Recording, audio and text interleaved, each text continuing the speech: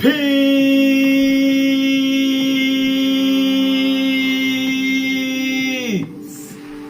Peace. Peace. Shalom. Shalom. Shalom.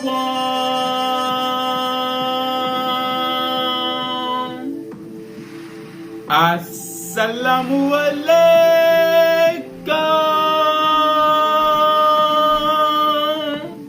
And welcome to another day to labor in the vineyard of the Most High with your brother. Another day to get in the word.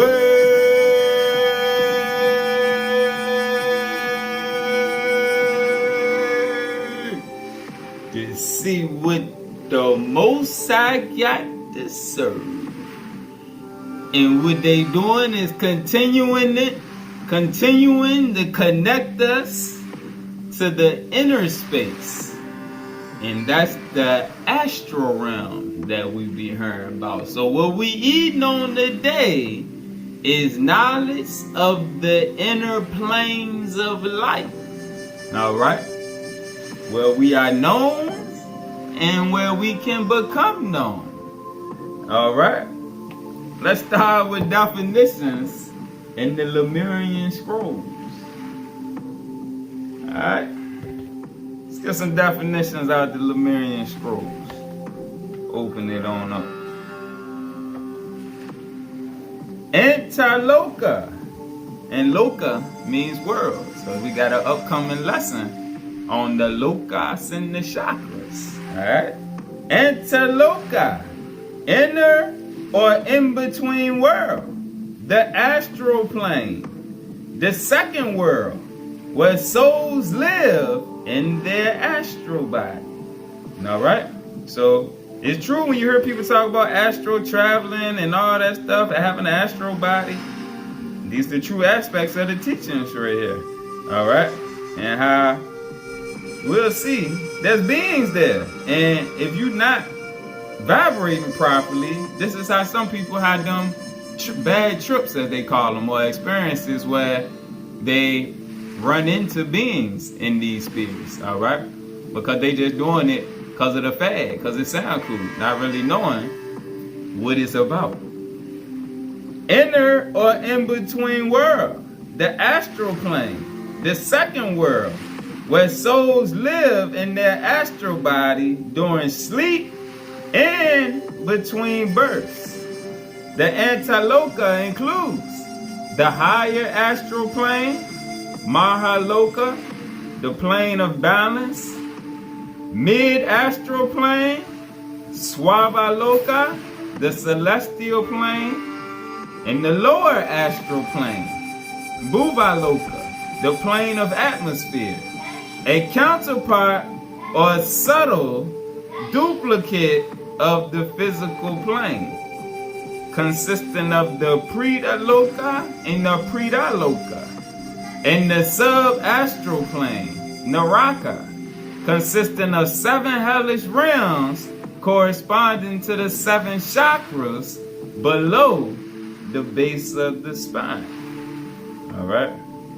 Next, astral body, the subtle, non-physical body in which the soul functions in the astral plane. Alright? So do some research on your astral body so to get a better understanding of it. Alright? The subtle, non-physical body in which the soul functions in the astral plane, one of your energy bodies.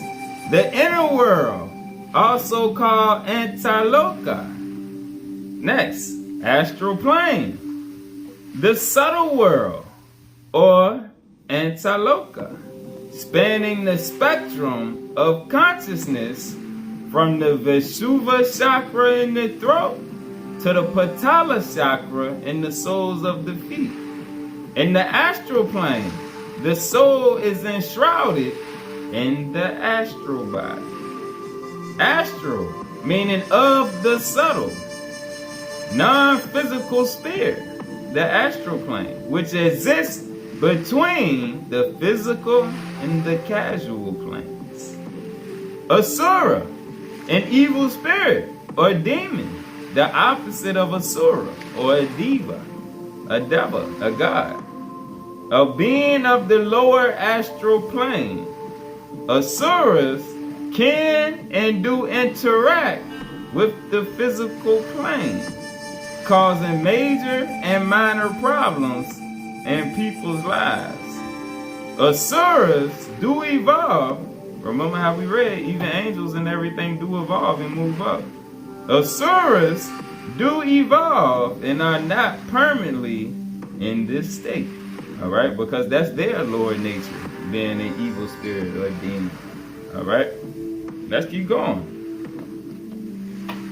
A true diva, a shining one. Remember the yesterday lesson, we was reading about the Mahadivas. Alright, so a diva is lower than a Mahadiva, but a shining one, a second world being living in the higher astral plane in a subtle, non-physical body. Diva Loka, the plane of radiant beings. Divonic realms, with an S, divonic realms of the second world, or astral plane, where souls live in mental or astral bodies. Demonic, like we just read, demonic realms, meaning it's angelic, heavenly, spiritual, of the nature of the higher worlds, in tune with the refined energies of the higher chakras. Alright?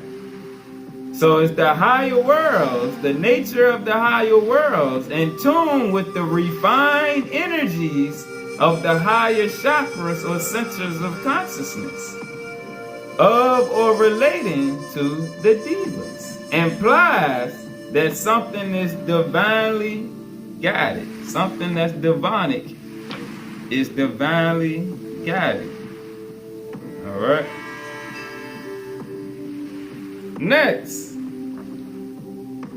the inner plane, referring to the inner worlds with an S, usually the second world, or the astral realm of Antiloka.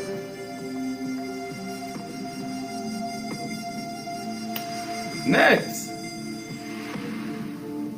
second world. The second world.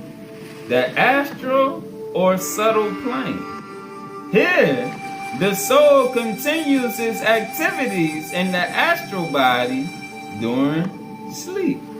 Alright, so sometimes when we having experiences and we don't necessarily recall them, they did take place in actuality.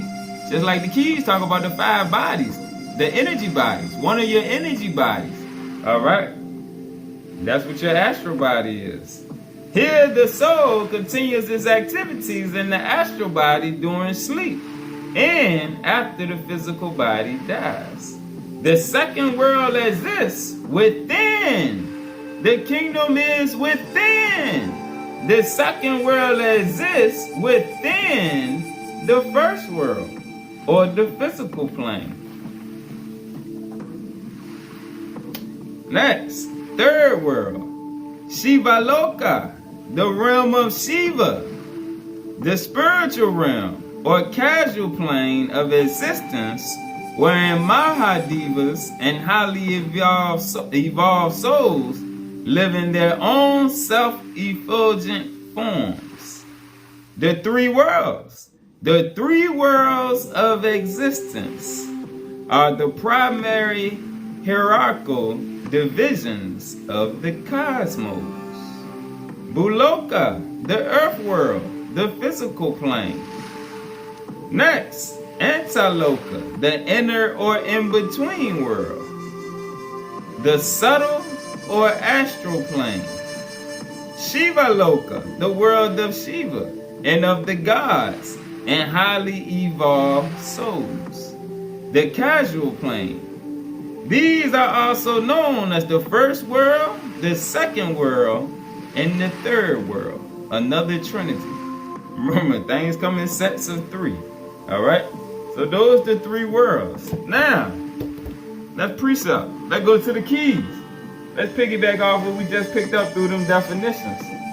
On the astral plane, the inner world, the beings that's in the inner world, the soul that can partake actively through your elevated consciousness and connection through the language of light. You can participate with it. All right? Page 443, verse 22. The physical worlds are seeded by templates, which contain the blueprint for gradual evolution. And remember, everything was created spiritual before it was created physical. All right? The physical worlds are seeded by templates, which contain the blueprint for gradual evolution. Everything comes from the source. The name of the source is written within every living thing in creation through a sequence of biomechanical stages. Therefore, the physical worlds operate within time lag. The physical worlds operate within time lag. This is a key right here. Let's get the definition of time lag. Time differentiation between different orders of creation. Alright, so there's a time lag on the 3D planes, which is the first definition is a time differentiation between the different orders of creation, where the sub-creations, the physical, the temporal world, experience events on a timetable which is measurably slower than the master program. That's why a day to us is as 1,000 years to the higher evolution. All right? Hence, civilizations and a time lag act out events that have already taken place on higher levels of creation. This is how the scriptures come to us from the higher beings, the higher powers. All right? They already know what's going to happen. All right? But it's still going to act out. But we got the free will to play whatever part in the show that we choose to. All right? But the major points, like we read in the last lesson about the different yugas, all right? The process is the same. It's just as you make a complete go back up to the sat, then beings leave because they become free. All right? Free from the zodiac, the Mazzaroth, and the cycle of birth, death, and rebirth. And they can go on to other worlds. All right? Taking on other missions, other tasks. All right? But those that do not evolve, they just stay here again. All right? In the sat, some stay to teach in the golden age. Some stay to teach and share wisdom with others. But as it goes down in time, like we've seen, to the silver age, the Treta, then to the Vipara, on down to the Kali, the separation occurs. The veil gets lifted.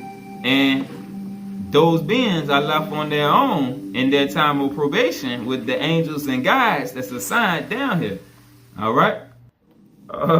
Let's keep going. Hence, civilizations in a time lag act out events that have already taken place on higher levels of creation. Time-related functions built on the scope of quantized subatomic particles. All right? And that's tying into the time cells. All right? Time cell is an arbitrary unit of time measurement used for experimentation with several life forms, all with their own time coding and biological track different from one another. All right? All different from one another. All right, so now let's go back to 443:22. Therefore, the physical worlds operate within time lag dimensions because they are subordinate to a divine program of consciousness activity. In other words, the time lag is created by virtue of the seed form being extended into physical space, into the 3D realm, the temporal world. Therefore, the time lag is a physical separation which may exist between the energy grids of creation and the human vantage point.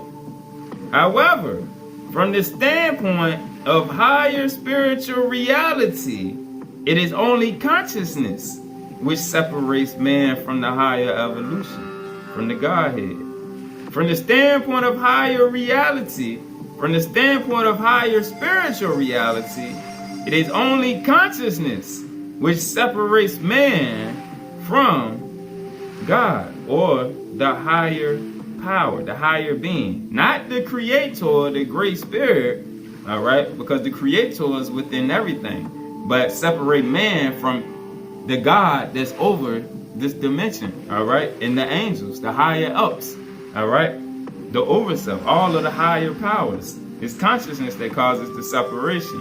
And the realization that the divine template is only on the other side of the higher light directly within man's presence at all times. Pause. Let's get the definition of divine template. A very specialized pattern of higher light used by the Elohim to shape the spectrums of evolution. All right, remember in the Bible, and I believe in Psalms, when they say the word is a lamp to my feet, that's literally, but people that don't like the lamp got to travel through the darkness at times, all right, only to eventually find their way back to the lamp, to be guided, all right? A very specialized pattern of higher light used by the Elohim to shape the spectrums of evolution. It is a gauge for divine thought forms used as an overlay with the energy thresholds of the higher worlds, so that duplications of this primary pattern can be created in the energy thresholds of the lower worlds, the lower heavens, through frequency modulations, meaning through renewing your mind. The second definition, the higher light grid of divine wisdom projected over the head of the righteous servant of God, so that the crown chakra, the highest triad of Sephirothic knowledge in man, can be anointed with God's wisdom, the wisdom of the higher powers. All right, so let's read about that right there, that projection, the 8th chakra, the template through which the higher energy systems surrounding the body, the pyramid. Remember yesterday the picture with the pyramids, all right, in the conic section, and how it was pyramids on top of pyramids on top of pyramids, showing you the different levels of the heavens, the different layers. The template through which the higher energy systems surrounding the body are united with the human biocomputer system, controlled by the 7 chakra stations of energy flow. The 8th chakra allows for the unification between the overself body and the human biological system as the energy center for the divine light, the flame of salvation, and eternal light appearing over the head. So in all of the pictures you see of Jesus and Buddha and Krishna, when they got their light behind their head, it's that 8th chakra. All right. So let's go back to 443. All right. 24. When the human mind receives events outside of its physical time frame of reference, speaking on being received through the astral realm, not from the external presence, meaning you can hear and perceive from the small voice within, all right, and not just receive information from man, all right? When the human mind receives events outside of its physical time frame of reference, it will perceive the presence of a second world, that astral world, which is operating faster than the conventional physical brain processes. Therefore, it will see how our physical world is within a time lag, subordinate to high-speed events taking place in the second world. This second world shapes or molds the conventional brain processes. Because remember, you are a spirit, so spirits are whispering ideas and suggestions to you. All right? So that second world, where them other beings at? All right? You either work with the divas or you work with the asuras. This second world shapes the conventional brain processes through time waves, which are used by the conventional brain to recall memory, to capture events, and to participate in the thought structure of parallel worlds of intelligence, which the three worlds are all parallel worlds. All right? Just like in the keys when we read about the Father universe, the Son universe, and the Shekinah universe. All right? Another Trinity, three worlds. 26. The supraconsciousness continuum, which makes this possible, emanates from the higher consciousness, exercising a superior interpretive and controlling role. Meaning, you don't float back and forth for the majority of the time, you operating in your higher nature. The higher consciousness exercises a superior interpretive and controlling role upon the neurobiological events of mental time, interplaying with matter waves, the field of matter, and time waves of the higher light continuum, meaning your connection to the higher powers. In actuality, this higher consciousness mind operates through the divine worlds, which in turn affects the physical worlds. Through consciousness image programs of higher light continuing or sequences, which are not limited to time differences. The self-realized mind can then modulate time differences to step in and out, just like on the movies, to step in and out of multiple realities. Remember the lesson on the creation of man and the Adam Cad mind that was created to operate in multiple dimensions at once. All right, so the self-realized mind. All right, because pause. Let's see something. The self-realized mind. Let's go back to page 26. In the beginning of the keys, the first chapter, verse 22. The second key is saying that the creative mind exists not only as Lord Adonai, but as King, Melech, and as Redeemer, Messiah. This is why Jesus said you have to come to me as a child. You have to have a creative mind and imagination to make this thing work. All right? Because it was given to you for a reason. But as you grow up, you use it for different reasons. But you keep that childlike spirit. The second key is saying that the creative mind exists not only as Lord Adonai, but as King, Melech, and as Redeemer, Messiah. This means that the mind itself does not have to become incarnate in order to act as King or Redeemer. All right? 25. King, Melech, is sovereign over all powers, principalities, and galactic universes of the Ophanim, the Banai Elohim, and the Hayos HaKadesh, that are beyond our level of intelligence. The higher orders of intelligence understand that the Messiah, the creative mind, which can be King, Melech, Adonai, Lord, or the Messiah, the Redeemer. The higher orders of intelligence understand that the Messiah is where the redemptive energies of the body of light are manifested. When they are manifested within you, you are part of the collective Messiah.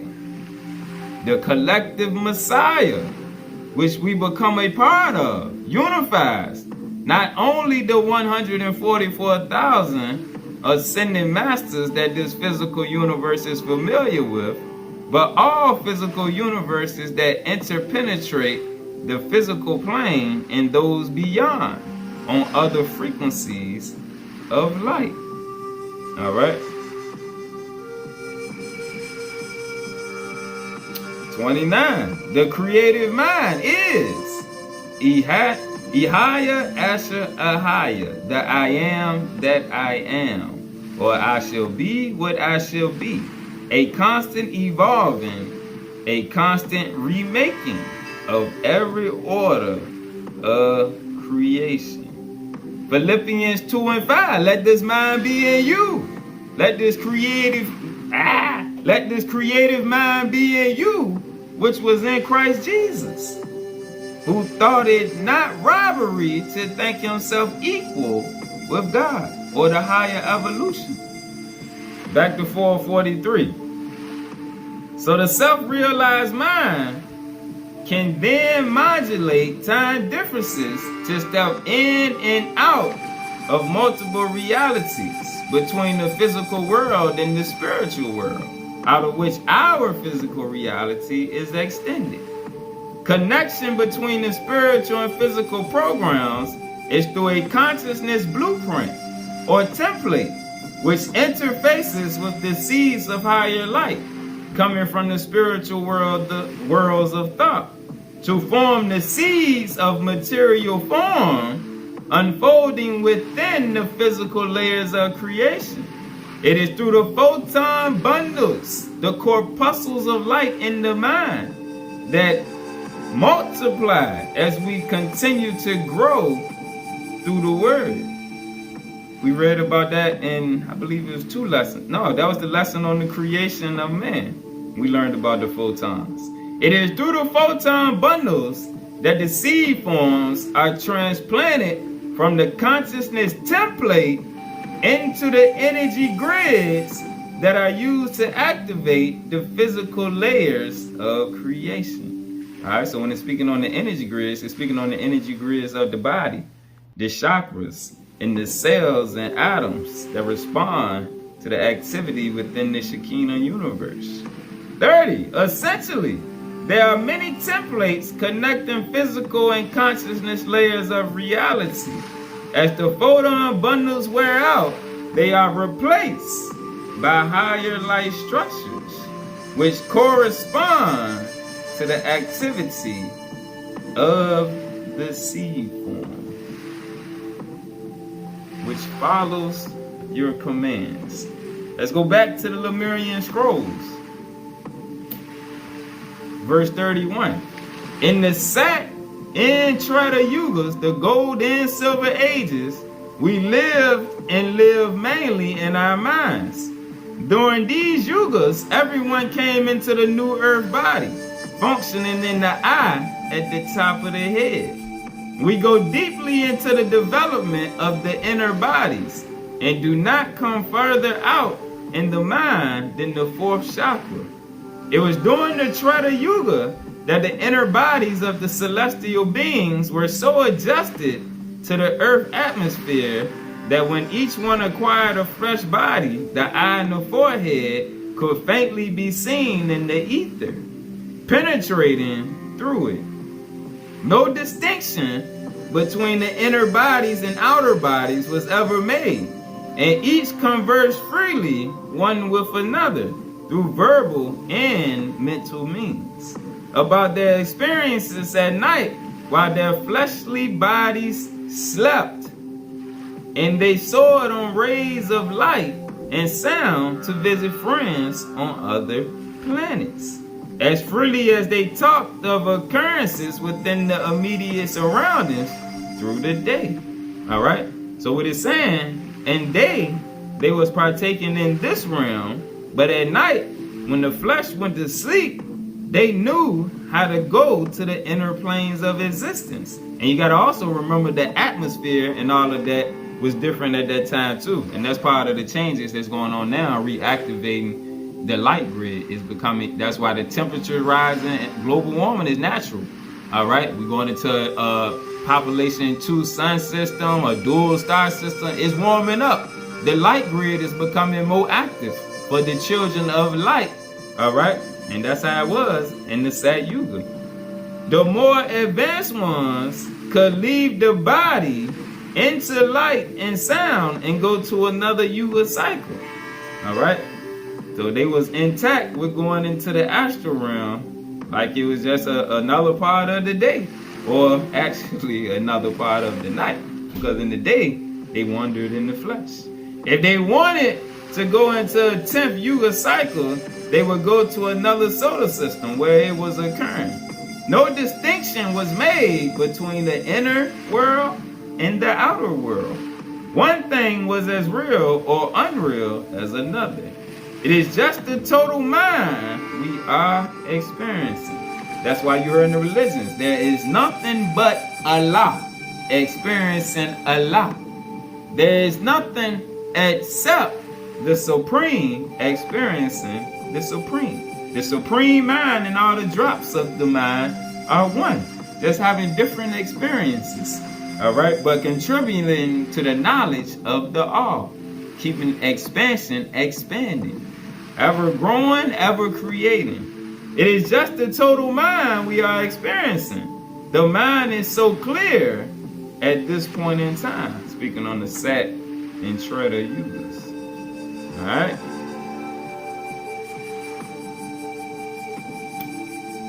Verse 54, the fine art of meditation. When we meditate, we always do so lying down. When we meditate in that time frame, they always did so lying down. Meditation was either merging in the self or travel to other planets. The first thing that would occur would be disconnecting our inner body from the physical. All right, and this is shifting your consciousness right here. All right, and like we'll see, this is where them breathing techniques come into play. The first thing that would occur would be disconnecting our inner body from the physical. And in this body, we would enter the inner world and be taught deep things concerning time and space and yugas to come. Great master beings educated us deeply in the knowledge of the Vipara Yuga as a vast time span, which brings this planet into the Kali Yuga. That's how they knew what was going to take place in the different yugas. These teachings we discussed amongst ourselves during the day in the flesh, and when the morning came, the inner body would connect with the physical, meaning they would go back into the flesh as the flesh was awakening, and we would stand up. I remember being told that in the Kali Yuga, vast numbers of people would sit up straight to meditate in an effort to simply calm their thoughts. When we put the physical body into a state of meditation, we placed it in a hole in the wall of the monastery or in the side of a mountain in a tube. All right? Each of these tubes bored in the wall or in the rock mountain were spaced so that no one was ever directly above the other. This enabled our inner bodies to leave the physical without the obstruction of someone else's physical body above it. These tubes are just the size of our body, and we always entered them at the darkest part of the night. During the full moon, we did not sleep or meditate at all. All right, let's get a picture. Let's get a picture. You see the little ones in the rock holes. Then you see them around the guru teaching in his light body. Then you got ones flying around.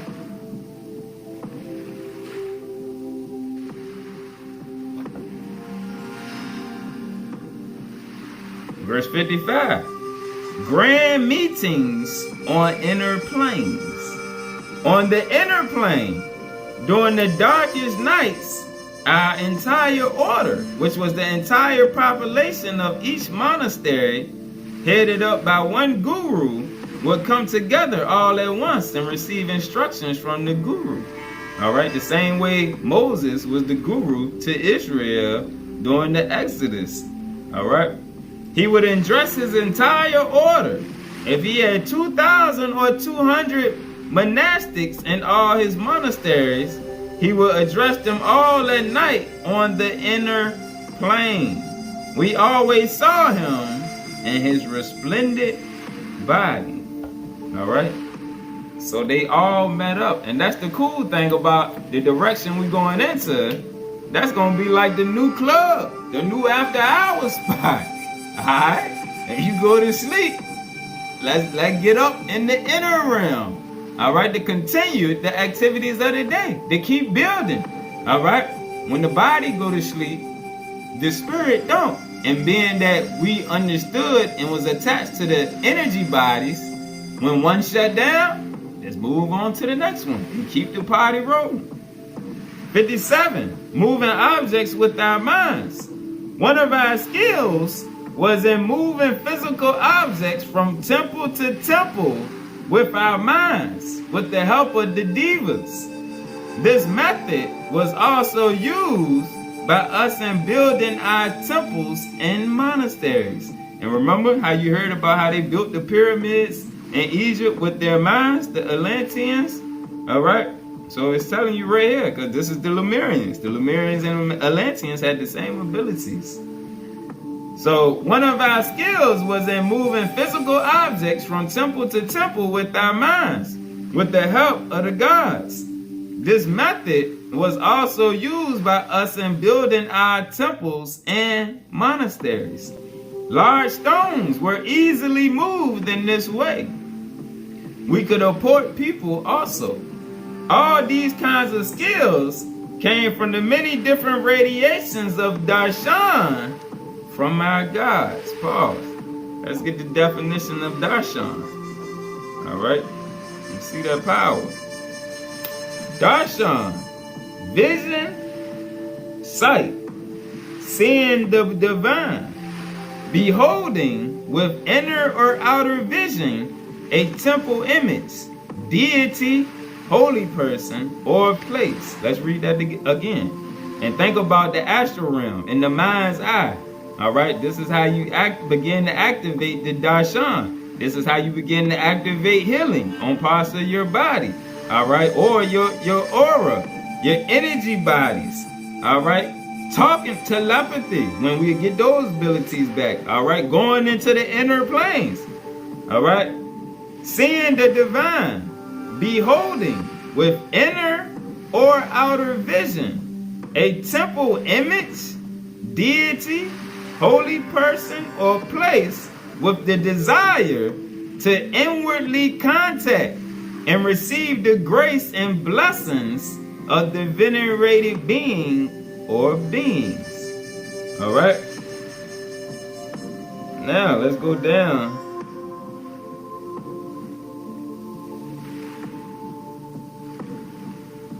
Well, let's keep going. Darshan is also the feeling of the emotions of a holy person, the intellect, the spiritual qualities that he has attained, and most importantly, the Sakti, the power that has changed him and is there constantly to change others. Now think about how Jesus used to put his hands on folks and heal them, or the lady that just grabbed hold of his garb, because it was charged up with that darshan. Darshan encompasses the entirety of the being of a person of spiritual attainment. Darshan is the emanating rays from the depth of an enlightened soul's being. These rays pervade the room in which he is, penetrating the aura of the devotees, charging up the aura of the devotees, and enlivening the kundalini. So when you are around the gods, the devas, or a supreme ascended master, their energy flows off. It permeates the room. All right? And it can heal you and fix you. This is how people just wanted to get close to the beings, such as Shiva or any of the true ones that came in that light. These rays pervade the room in which he is, penetrating the aura of the devotees, the energy fields of the devotees, and enlivening the kundalini, the white, fiery, vapor-like substance that is actually the heat of the physical body in its natural state. All right. Back to 57. All these kinds of skills came from the many different radiations of darshan from our gods, the devas, who live in the inner world, creating new darshans in the akasha, in the ether, to rule the physical world. Our gods constantly watch all of us, carefully giving out the power, in just the right amounts where it was needed most, using any one of us at any time as a channel for this divine grace. 199. Researching into developing the astral body. Great research is now being done by those who never made it and are great in sexual purity, monastic, and physical age.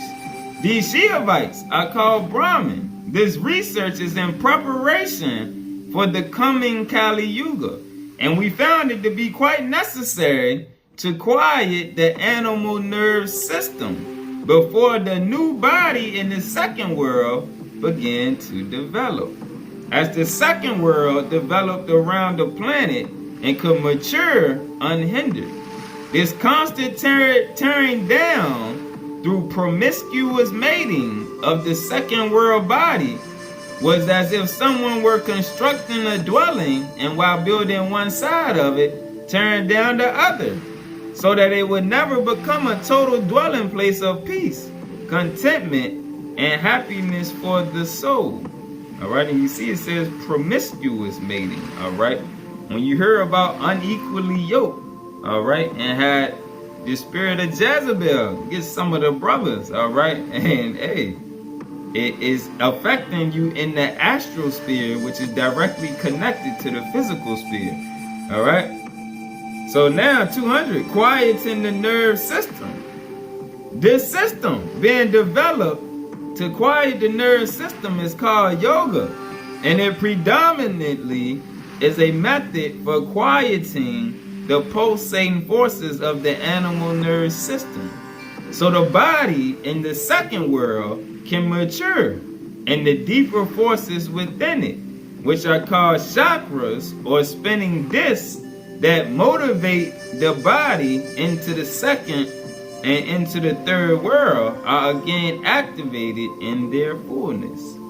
This method prescribes total supplication, dedication, and devotion to the personal deity and to Shiva, or the higher power. Along with the forming of this method, they are making a new language to encompass the laws of it. For the language that we use has little vocabulary to explain the happenings that are occurring now and will be occurring then among the population as they become more instinctive than the animals are. All right? So this new language is the language of light that we're relearning now, because the light codes have been there the whole time, but we have been blind to the understanding of our inner nature. We lost knowledge of self. Our prophet said that this time will repeat itself at the end of the Kali Yuga, when mating will be abundant. And do you see how super sexualized the world has become?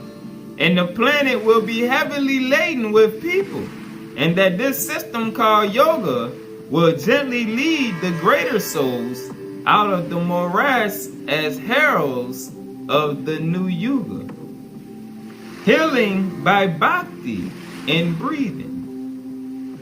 Bhakti is devotion. In the Lemurian times, all going into the inner world, and traveling close to the surface of this planet was performed through the night. This new system commands a practice of going within oneself after the devotional mellowing of the forces has been conquered, which is called Bhakti Yoga. All right, so this new system commands a practice of going within oneself after the devotional mellowing of the forces has been conquered, speaking on the animal forces, the animal nature, getting back in alignment with Jaja, called Bhakti Yoga. It was through sitting straight up with the legs tied in a knot that the slow and tedious practice of inhibiting the breath was performed to feed the body in the second world and heal it. Alright, so we see the breathing exercises heal the astral body also. Alright, so it's nothing for you while you at work, no matter what you're doing. Like even me, I'm the soda man out here throwing up sodas all day, but while I'm doing it, I'm going through pranayams. I'm going through deep breathing drills. Alright? The breath was performed to feed the body in the second world and heal it. For in many cases, it has been torn apart and damaged through the processes of mating in the first and second world. All right? What Jesus told you about controlling your thoughts when you get to thinking about the opposite sex. 323. Herbs fortify the inner body. What the Bible tells us, the herbs are for the healing of the nation, the healing of the spirit, the energy bodies. Herbs are the strengthening power of the fibers in the bodies that connect the physical to the body of the astral. The consumer of herb potions can go through physical changes life after life without difficulty, for he carries the fibers developed by eating an herb with him in the astral body, the body of the second world, from one physical incarnation to another, thus refining their physical body to be punctual and alert to his bid. All right? Remember, like the teachings say, the consciousness comes before the flesh. So therefore, like it just said, the astral body plays a part in the physical flesh from incarnation to incarnation. Now, while we gotta tighten up on our habits and our vices, of course, enjoy the earth and the things in it, but still discipline the flesh so that you can increase in the inner world by disconnecting and taking away the pleasures of the external world. Alright? Peace.